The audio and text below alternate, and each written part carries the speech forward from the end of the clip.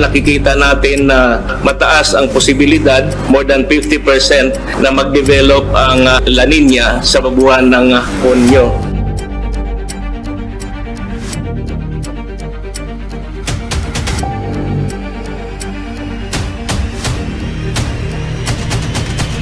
Manatiling may kaalaman at manatiling ligtas sa pamamagitan ng pagbisita sa aming YouTube channel para sa mga real-time na ulat panahon sa ating bansa. Laging tandaan, maging alerto at iba yung pag-iingat sa banta ng ulan, baha at pagguho ng lupa. Ngayon, oras na para marinig mula sa ekspertong meteorologist. Bibigyan tayo ng malalim na pagsusuri sa lagay ng panahon at ipapaliwanag ang anumang mahalagang kaganapan sa ating panahon ngayon o sa mga darating pang araw. Unti-unting lumalakas po na amihan or northeast monsoon kung saan magdadala po ng bahagyang pagbaba ng temperatura at may hinang pag-ulan.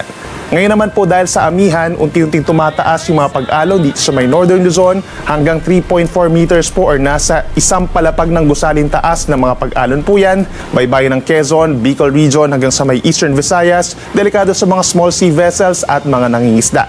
Magiging maalon na rin po kaya mag-ingat po sa matataas na mga pag-alon. Habang sa natitirang bahagi ng Luzon, Visayas and Mindanao, patuloy ang mainit at malinsangang panahon, dulot pa rin niya ng easterlies o yung hangin pa rin po galing sa silangan, particularly the Pacific Ocean.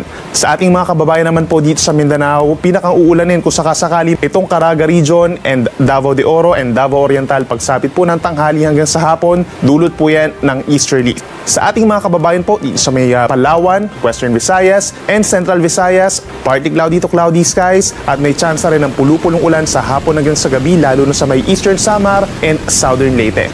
For today po, asahan pa rin ang maulap na kalangitan na sasamahan ng mahinang ulan sa mga probinsya po ng Batanes and Cagayan, dulot po yan ng amihan. Sa natitirang bahagi ng Cordillera Region, itong Abra, Benguet, plus the entire Ilocos Region, mababa pa rin po ang tsansa ng ulan at madalas maaliwalas ang panahon dulot ng amihan. Habang dito naman sa natitirang bahagi ng Cagayan Valley at mga probinsya ng Apayao, Kalinga, Mountain Province, and Ifugao is partly cloudy to cloudy skies. Meron din pong tsansa ng mahinang ulan dulot ng amihan. Sa ating mga kababayan naman po, dito sa may Aurora at hilagang bahagi ng Quezon, partly cloudy to cloudy skies, but the rest of Central Luzon and Calabarzon, Metro Manila plus malaking bahagi po ng Southern Luzon, fair weather conditions, bahagyang maulap at madalas magiging maaraw. May tsansa rin po ng mga pulupulong ulan pagsapit ng hapon lalo na dito sa may southern portion of Quezon as well as Bicol Region. Ngayon, malalaman naman natin ang lagay ng panahon sa mga susunod o darating pang araw. Bago mo ipagpatuloy, huwag kalimutang mag-subscribe at pindutin ang notification bell para lagi kang updated sa ulat panahon sa ating bansa. Huwag mo ring kalimutang ibahagi ang video na ito para makatulong o malaman ng iba pang kababayan natin ang lagay ng panahon sa ating bansa. For the next 3 days, sa ating mga kababayan po sa Visayas, sa susunod na 3 araw, easterlies pa rin or hangin galing Pacific Ocean ang iiral. Ibig sabihin magiging mainit pa rin po for the next 3 days. Mababa ang tsansa ng ulan sa maraming lugar sa may western and central portions of Visayas. Actual temperatures natin between 31 to 32 degrees Celsius pagsapit ng tanghali sa malaking bahagi ng Visayas and Palawan. But yung heat index na tinatawag o yung nararamdamang init ng ating katawan, posible maglaro between 39 hanggang 41 degrees Celsius dito po sa malaking bahagi ng Palawan, Panay Island, lalo na sa may Iloilo and Capiz at din po sa may eastern Visayas.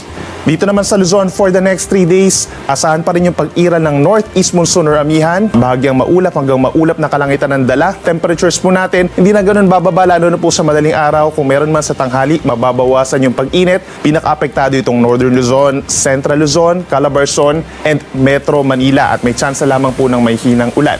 Dito naman po sa may Bicol Region, pagsapit po ng Linggo and Lunes, maulap na kalangitan ng iiral at sasamahan ito ng kalat-kalat na ulan ng thunderstorms dahil sa shear line o ito na yung magiging banggaan po ng easterlies plus the amihan. Kaya mag-ingat po sa mga posibleng pagbaha at pagguho ng lupa lalo na sa mga Camarines Provinces and Catanduanes.